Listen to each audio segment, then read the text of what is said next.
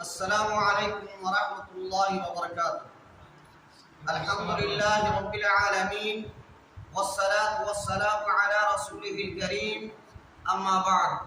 اعوذ باللہ من الشیطان الرجیم، بسم اللہ الرحمن الرحیم۔ وما آتاکم الرسول فخذوه وما نهاکم عنہ فانتہوا واتقوا اللہ ان اللہ شدید العقاب۔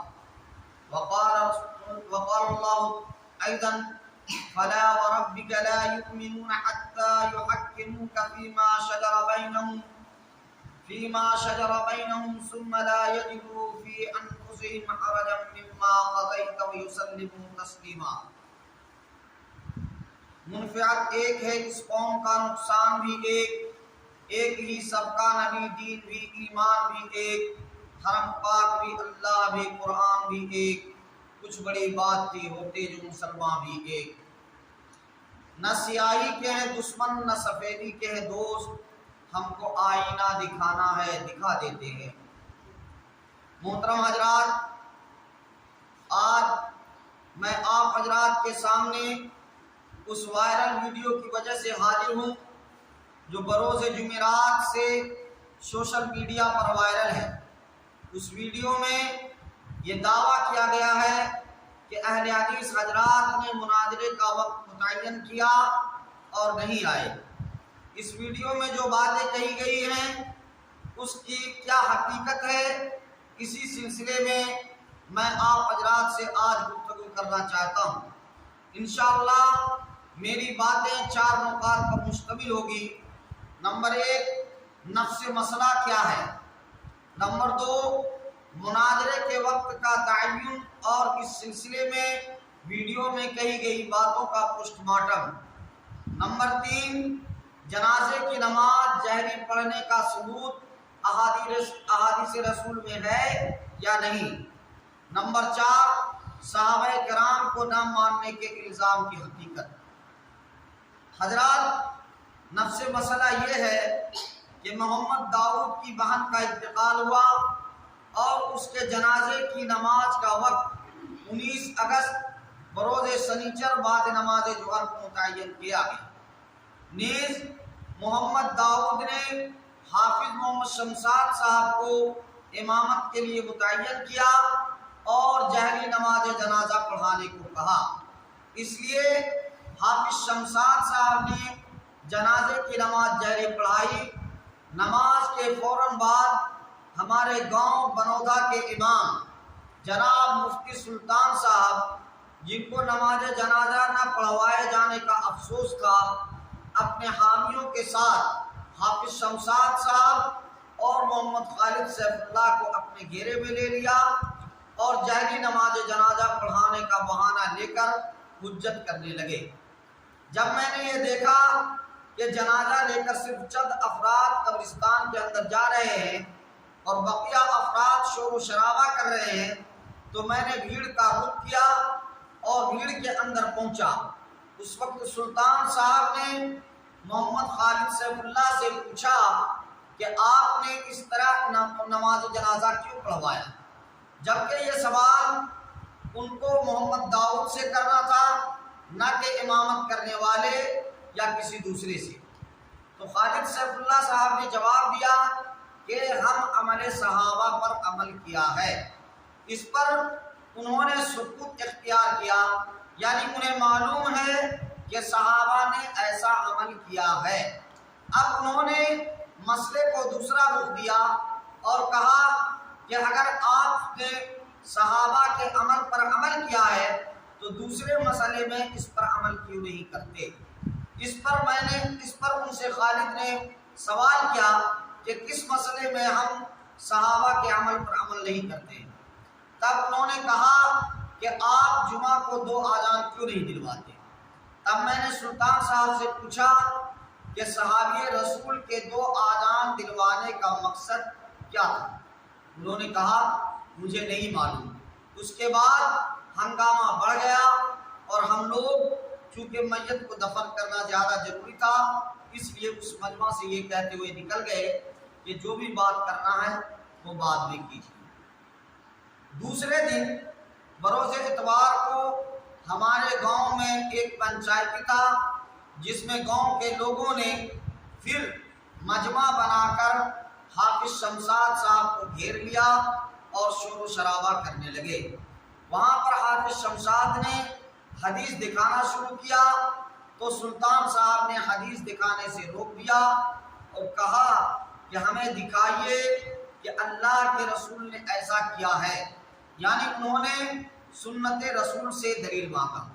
اب جو حدیثیں ہیں وہ سنت رسول نہیں ہے تو کیا ہے؟ بالآخر طے یہ ہوا کہ جمعرات کو بعد نماز مغرب بات ہوگی، لیکن فتنہ سے باز نہیں آتا، اس لیے گروپ مخالف نے یہ مشہور کر دیا کہ جمعرات کو مناظرہ ہوگا۔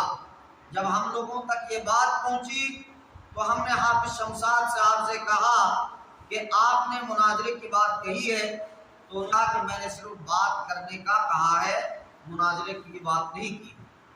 حضرات ایک بات کا خیال رہے کہ افہام و تفہیم تو آپس میں بیٹھ کر کیا جا سکتا ہے، لیکن بحث و مباحثہ اور مناظرہ کے لیے کچھ اصول و ضوابط ہیں۔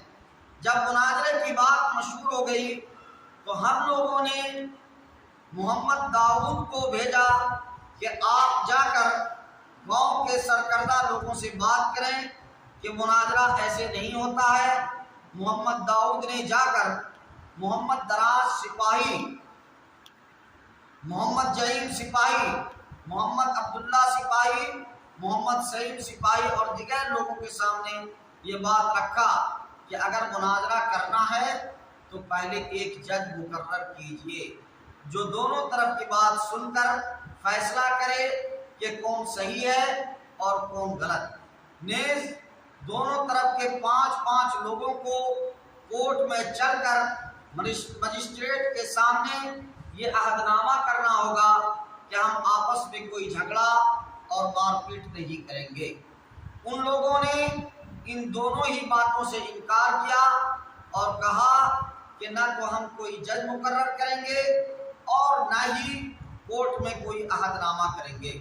تب محمد داؤد نے کہا پھر کوئی بات نہیں ہوگی۔ جب گاؤں کے سرکردہ افراد کے سامنے ایک مناسب بات رکھی گئی اور انہوں نے اس کے ماننے سے انکار کر دیا اور داؤد نے بھی کوئی بات کرنے سے انکار کر دیا تو پھر جمعرات کو انتظار کس کا کیا جا رہا تھا؟ ویڈیو کا پوسٹ مارٹم۔ ویڈیو میں حافظ سلطان صاحب نے کہا کہ حافظ شمشاد صاحب نے 3 بار سلام پھیرا۔ یہ ایک بشری غلطی ہے، اکثر بعض اوقات ہم سے اور آپ سے بھی ہو جاتی ہے۔ نماز پڑھتے ہیں، 4 رکعت کی نیت باندھے، 3 ہی رکعت پر سلام پھیر دیے، اس طرح کی بات ہے، تو یہ بشری غلطی ہے، یہ کوئی مسئلہ ہی نہیں۔ جب حافظ سلطان صاحب نے اس بات کو قبول کیا کہ حافظ شمشاد صاحب جب حدیث پڑھ کر سنا رہے تھے تب انہوں نے حدیث پڑھنے سے روک دیا اور سورہ فاتحہ، درود شریف اور دعا زور سے پڑھنے کی دلیل حدیث سے تھی۔ انہوں نے یہ کہا کہ آپ ہمیں یہ دلیل دیں کہ سورہ فاتحہ، درود شریف اور دعا زور سے پڑھنے کی کہاں دلیل ہے؟ کیا تماشا ہے جناب، ایک طرف حدیث پڑھنے سے روکتے ہیں، دوسری طرف حدیث سے ہی دلیل مانگتے ہیں۔ پھر آپ نے حدیث پڑھنے سے روکا کیوں؟ پڑھنے دیتے ہیں، لیکن اس وقت آپ شاید چرب زبانی کے لیے ذہنی طور پر تیار نہیں تھے۔ ان کا ہم پر الزام ہے کہ ہم صحابہ کو نہیں مانتے، تو اس سلسلے میں میں صرف اتنا ہی کہنا چاہتا ہوں کہ صحابہ کرام رضوان اللہ علیہ اجمعین کو ہم مکمل طور پر مانتے ہیں، کیونکہ تمام احادیث رسول صلی اللہ علیہ وسلم ہم تک صحابہ کے توسط سے ہی پہنچی ہے، اور اگر کسی کو کسی معاملے میں مغالطہ ہے کہ ہم صحابہ کو نہیں مانتے تو وہ غلط فہمی کے شکار ہیں اور کچھ مختلف مسئلے میں چرب زبانی کرنا چاہتے ہیں جس کی کوئی حقیقت نہیں۔ انہوں نے سنن ابن ماجہ کی ایک حدیث کا ذکر کیا اور اس کو منسوخ قرار دیا اور اس کی ناسخ قرار دیا اپنے اس عالم کی بات کو جنہوں نے سنن ابن ماجہ کی شرح کی، اور کہا کہ اس باب میں رسول اللہ صلی اللہ علیہ وسلم سے کچھ بھی ثابت نہیں ہے۔ اب فیصلہ آپ کریں کہ لوگوں کی بات سے حدیث رسول منسوخ ہوگا یا حدیث رسول سے لوگوں کی باتیں منسوخ ہوگی، یعنی صحیح کون ہوگا، یہ فیصلہ آپ کو کرنا ہے۔ انہوں نے اپنے ویڈیو میں اہل حدیثوں کو دنیا اور دین کا لٹیرا کہا۔ دنیا کے لٹیرے کون ہیں؟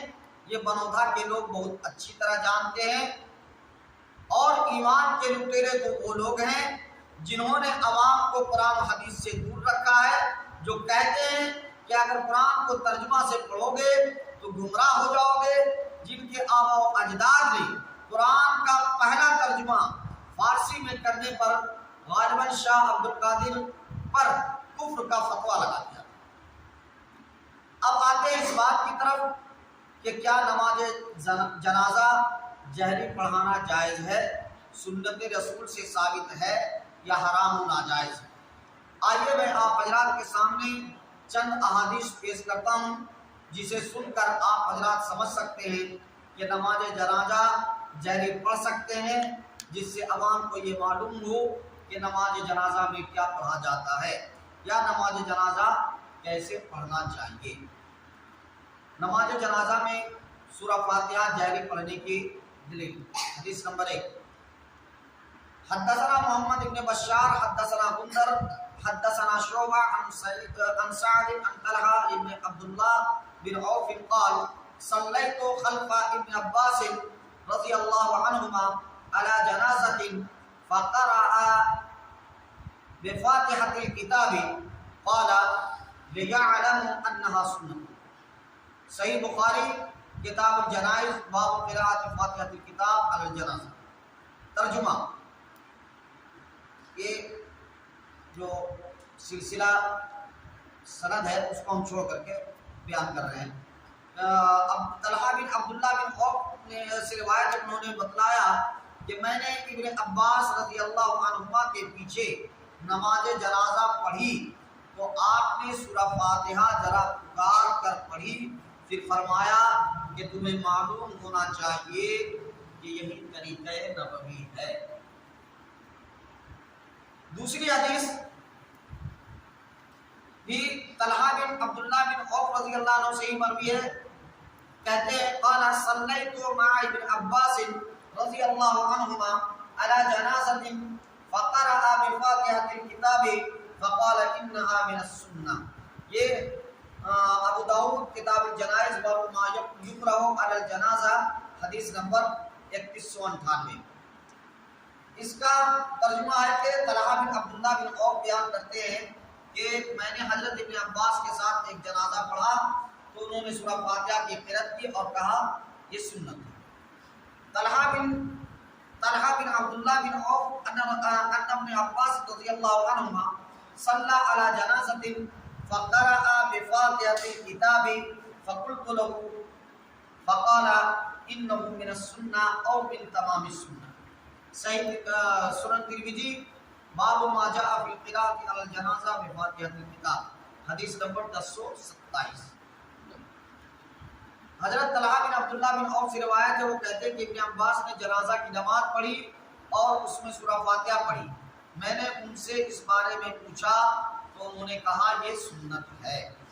فوائد حدیث، امام ترمذی کہتے ہیں یہ حدیث حسن صحیح ہے۔ کون؟ ترمذی والی جو حدیث ہے وہ یہ حدیث حسن صحیح ہے۔ طلحہ بن عبداللہ بن عوف عبد الرحمن بن عوف کے بھتیجے ہیں، ان سے زہری نے روایت کی ہے۔ نمبر 3، صحابہ کرام وغیرہ میں سے بعض اہل علم کا اسی پر عمل ہے۔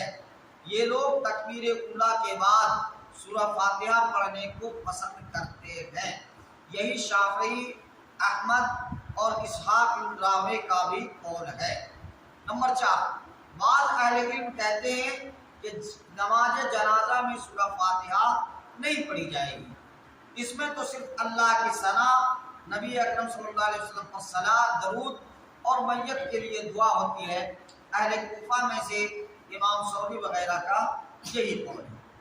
اس سلسلے میں آج میں فقہ و سنت دیکھ رہا تھا تو اس میں ایک لائن مجھ کو ملا، اس میں صاحب کتاب لکھتے ہیں کہ عبدالحی لکھنوی اور ایک اور عالم کا نام دیا جو کہ دیوبندیوں کے بہت ہی بڑے عالم ہیں۔ یہ لوگ اس بات کی طرف گئے ہیں کہ نماز جنازہ میں سورہ فاتحہ پڑھ سکتے ہیں۔ ایک اور وضاحت، جب صحابی یہ کہتے ہیں کہ یہ سنت ہے تو اس کا مطلب یہ ہوتا ہے کہ وہ اللہ کے رسول کا طریقہ بتا رہے ہیں، وہ اپنا طریقہ نہیں بتا رہے۔ اب ہم آگے چلتے ہیں۔ نماز جنازہ کی دعا جہری طور پر پڑھنے کی دلیل کہ نماز جنازہ میں دعا جہری طور پر پڑھ سکتے ہیں یا نہیں پڑھ سکتے ہیں۔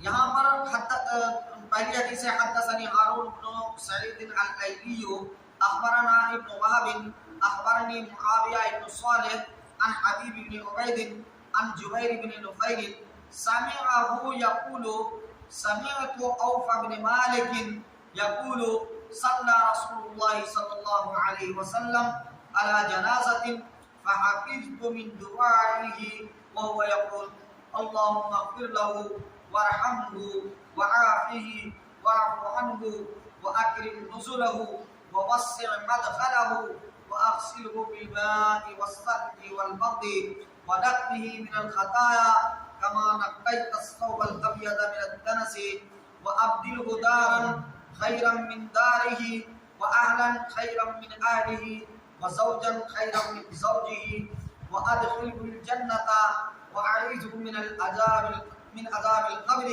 ومن عذاب النار فقال حتى تمنيت ان اكون انا ذلك الميت۔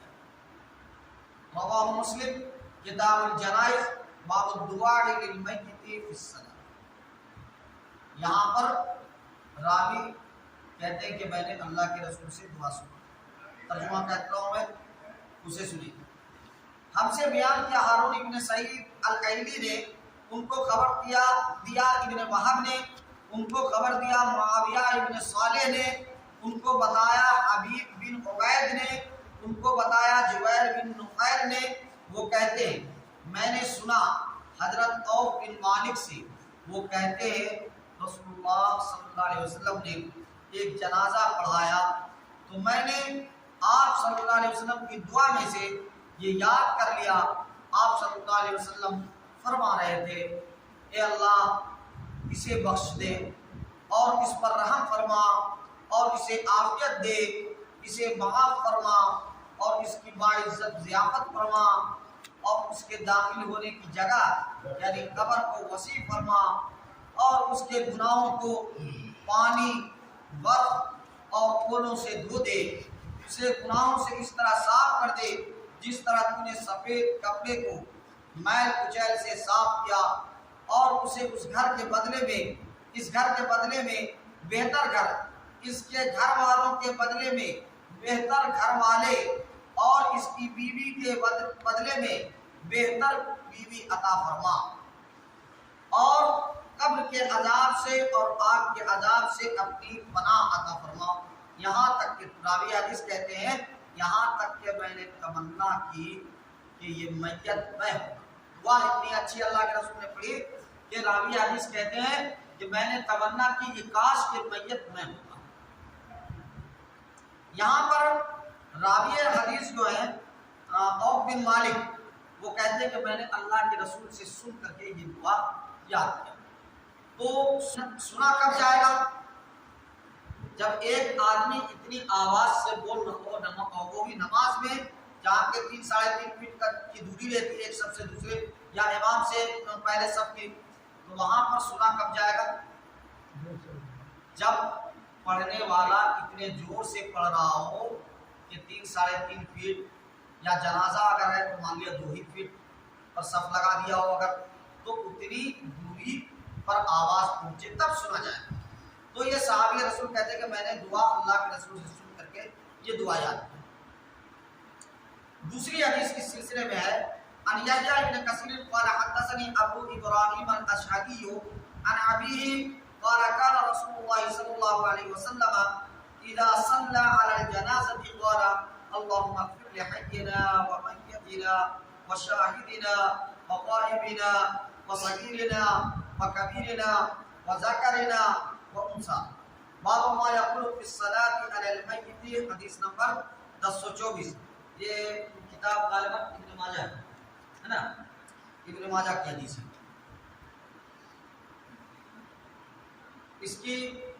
اس کا جو ترجمہ ہے وہ یحییٰ ابن کثیر کہتے ہیں کہا کہ روایت کی مجھ سے ابو ابراہیم الاشعری نے، انہوں نے اپنے باپ سے روایت کیا. انہوں نے کہا رسول اللہ صلی اللہ علیہ وسلم جب نماز جنازہ پڑھتے تو یہ دعا پڑھتے. یہاں پر اللہم اغفر لحینا سے لے کر کے انسانہ تک پورا دعا انہوں نے ذکر کیا ہے. اس سلسلے میں تیسری حدیث ہے حدثنا موسیٰ بن مروان رقی حدثنا شعیب یعنی ابن اسحاق عن الاوزاعی عن یحییٰ ابن کثیر عن ابی سلمۃ عن ابی ہریرہ قال صلی رسول اللہ صلی اللہ علیہ وسلم علی الجنازة فقال اللهم اغفر لحينا وميتنا وصغيرنا وكبيرنا وذكرنا وانثانا وشاهدنا وغائبنا اللهم من احييته منا فاحيه على الايمان ومن توفيته منا فتوفه على الاسلام اللهم لا تحرمنا اجره ولا تذلنا بعده. ابو داؤد باب الدعاء للمیت حدیث نمبر 3201.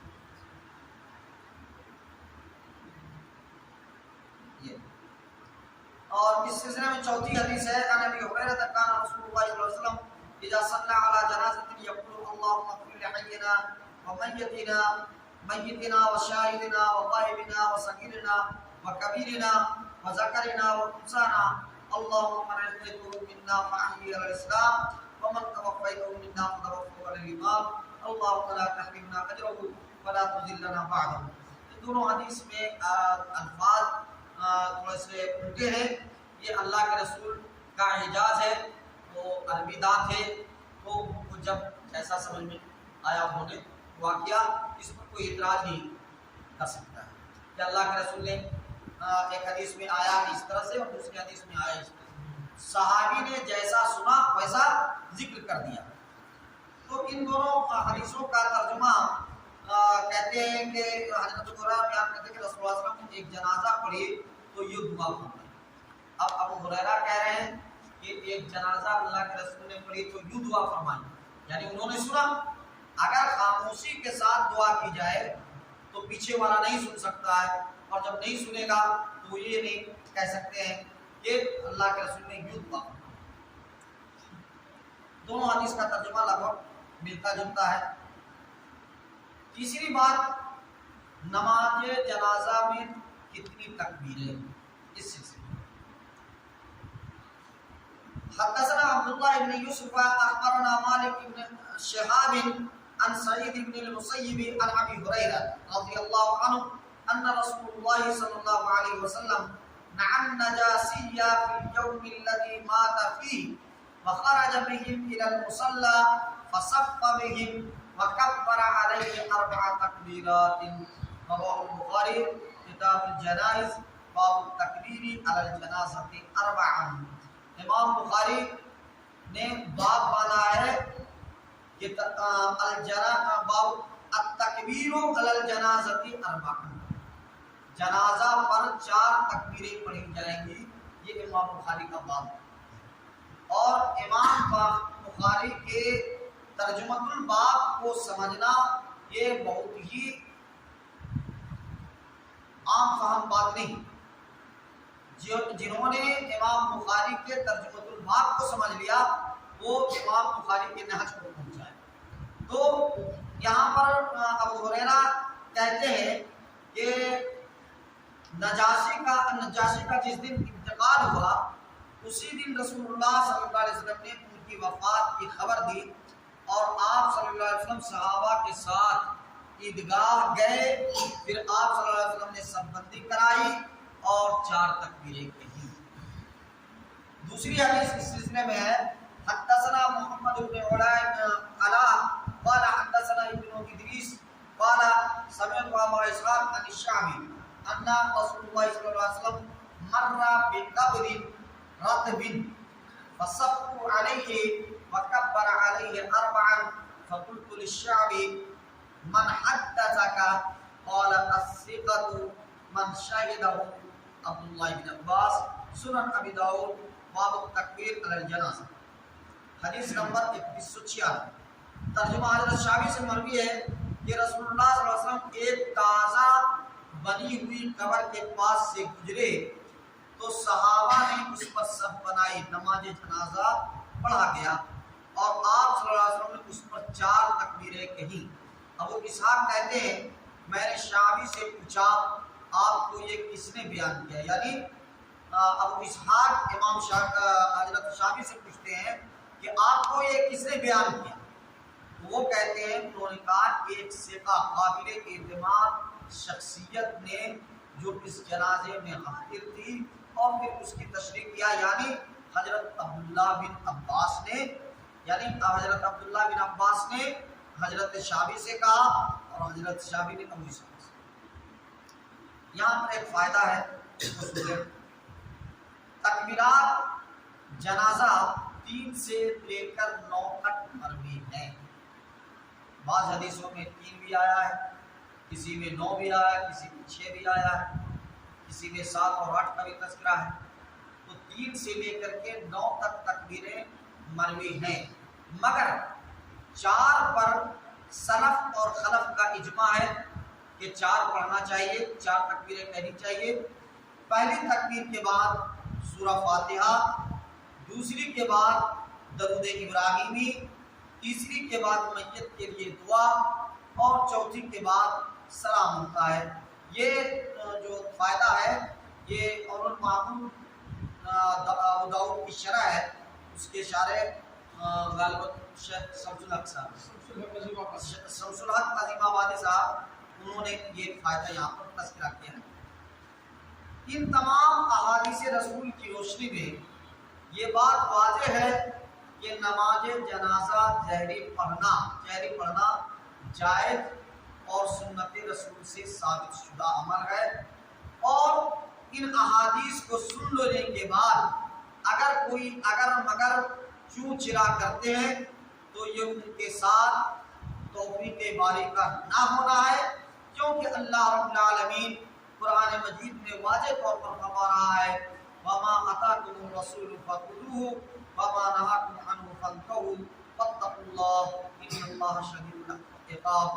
اور تمہیں جو کچھ رسول دے لے لو، اور جس سے رسول روکے رک جاؤ، اللہ تعالیٰ سے ڈرتے رہا کرو، یقیناً اللہ تعالیٰ سخت عذاب والا ہے۔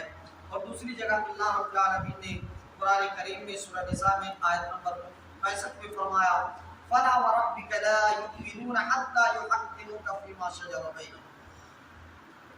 اللہ رب العالمین اپنی قسم کھا رہا ہے، فَلَا وَرَبِّكَ، قسم ہے تیرے رب کی، لَا يُؤْمِنُونَ حَتَّى يُحَكِّمُوكَ فِي مَا شَجَرَ بَيْنَهُمْ، یہاں تک کہ لوگ آپ کو اپنے ان تمام معاملات میں اپنا حاکم نہ تسلیم کر لیں جو ان کے درمیان پیدا ہو۔ ہم آپس میں لوگ مل جل کر رہتے ہیں، کبھی اختلاف ہو جاتا ہے، تو اگر اس اختلاف کے سلسلے میں اللہ کے رسول کا کوئی حکم ہمیں سنا دیا جائے اور ہم نہ مانیں، تو ایسے لوگوں کے بارے میں اللہ رب العالمین اپنی قسم کھا کر کے کہہ رہا ہے فَلَا وَرَبِّكَ لَا يُؤْمِنُونَ حَتَّى يُحَكِّمُوكَ فِي مَا شَجَرَ بَيْنَهُمْ، قسم ہے تیرے رب کی کہ وہ آدمی مسلمان نہیں ہو سکتا، مومن نہیں ہو سکتا جو آپ کو اپنے تمام معاملات میں حاکم نہ تسلیم کر لے، اپنا جج نہ مان لے۔ ثم لا يجدوا في انفسهم حرجا، پھر اگر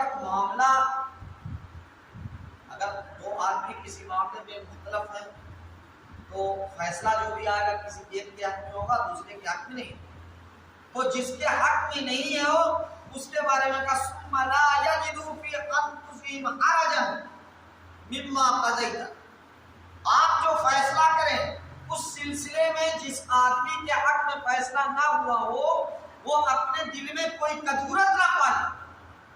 اگر اس نے اپنے دل میں کوئی کدورت پال لیا، اپنے دل میں کوئی بات لے آئی کہ اللہ کے رسول نے یا حدیث رسول کی جو بات ہے وہ تو ہمارے من مطابق نہیں ہے، یہ ہمارے خلاف ہو گیا، اگر ہم ایسا من میں لے آئے، دل میں لے آئے، تو یہ بھی اس قسم میں شامل ہوگا۔ ثم لا يجد في انفسهم حرجا مما قضيت،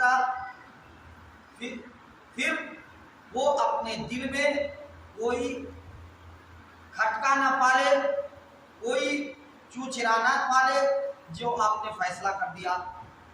وَيُسَلِّمُ تَسْلِيمًا، اور آپ نے جو کہہ دیا اس کو پورا پورا وہ تسلیم کر لیں۔ سو قسم ہے تیرے پروردگار کی، یہ مومن نہیں ہو سکتے جب تک کہ تمام آپس کے اختلاف میں آپ صلی اللہ علیہ وسلم کو حاکم نہ مان لیں، پھر جو فیصلے آپ صلی اللہ علیہ وسلم اس میں کر دیں ان سے اپنے دل میں کسی طرح کی تنگی اور ناخوشی نہ پائیں اور فرمانبرداری کے ساتھ قبول کریں۔ اور رسول اکرم صلی اللہ علیہ وسلم نے فرمایا، حضرت ابو ہریرہ سے روایت ہے کہ رسول اللہ صلی اللہ علیہ وسلم نے فرمایا، من اطاعنی فقد اطاع اللہ ومن عصانی فقد عصى اللہ ومن یطع الامیر فقد اطاعنی ومن یعص الامیر فقد عصانی، متفق علیہ۔ یہ بخاری اور مسلم دونوں کی حدیث ہے۔ ترجمہ، اللہ کے رسول صلی اللہ علیہ وسلم نے ارشاد فرمایا کہ جس نے میری اطاعت کی اس نے اللہ تعالیٰ کی اطاعت کی، اور جس نے میری نافرمانی کی اس نے اللہ کی نافرمانی کی، اور جس نے امیر کی اطاعت کی اس نے میری اطاعت کی، اور جس نے امیر کی نافرمانی کی اس نے میری نافرمانی کی۔ اب ہمیں اپنا جائزہ لینے کی ضرورت ہے کہ ہم ان آیات و احادیث کی روشنی میں اسلام کے مطیع و فرما بردار ہیں یا اپنے نفس کی۔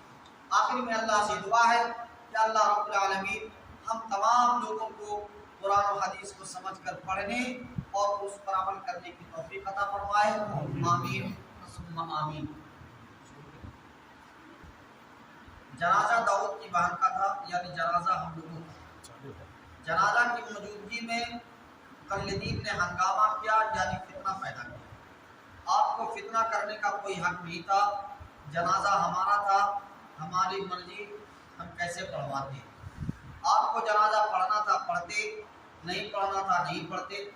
ہم لوگ بھی مقلدین کے جنازے میں شامل ہوتے ہیں، اور ہم جانتے ہیں کہ مقلدین جنازہ میں سورہ فاتحہ نہیں پڑھتے ہیں، اس لیے ان کی تو نماز جنازہ نہیں ہوتی، مگر ہم لوگ کوئی فتنہ نہیں کرتے۔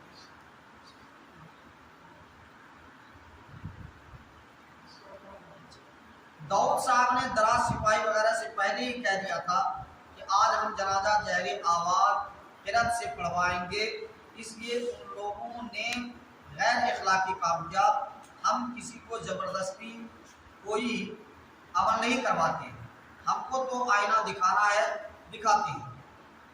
اللہ کا شکر ہے اہل حدیث مومن ہیں، متبع کتاب و سنت ہیں، لیکن مقلدین چونکہ اندھے ہو چکے ہیں وہ تقلید کرتے ہیں، اس لیے اہل حدیث کو غیر مقلد کہتے ہیں، جو کہ فقط جہالت ہے۔